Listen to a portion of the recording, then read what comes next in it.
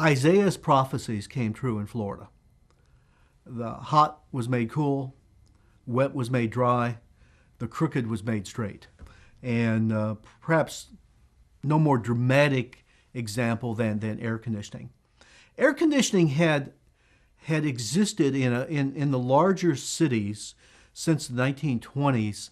You could go to the premier movie theater, a movie palace, perhaps Cohen Drugs, perhaps Cohen Department Store in Jacksonville, Moss Brothers in Tampa, Burdines in Miami, and enjoy air-conditioned comfort. But it was unaffordable and really unrealistic for a homeowner to even dream about air conditioning. The Carrier window unit came in 1951. And what's interesting is it wasn't an immediate hit. For instance, everyone, I think, assumes that everyone went out and bought a window unit in the summer of 1951. It was much slower than that. First of all, it was very expensive. Most Florida homes were modestly priced. It made no sense to purchase a $1,000 unit for a $6,000 house. The first census to ask home owners whether they had air conditioning was 1960. And in 1960, only 1 home in 5 was air conditioned in Florida. But the future was lock set. For instance, every home on Marco Island was air conditioned. Almost all the new developments included air conditioning and central air conditioning. Climate control was the future for Florida's growth. We live in air-conditioned cocoons, from homes to cars to movie theaters to schools to workplaces.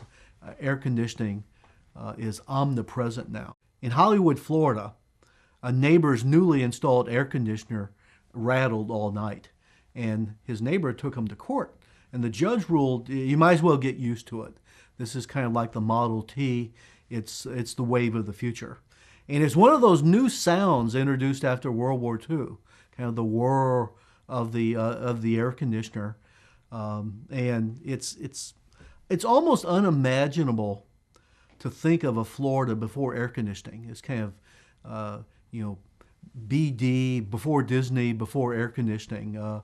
It seems like a quaint rural Florida, but air conditioning is simply, you can't imagine so many seniors having moved to Florida. You can't imagine so many high-rise complexes without air conditioning.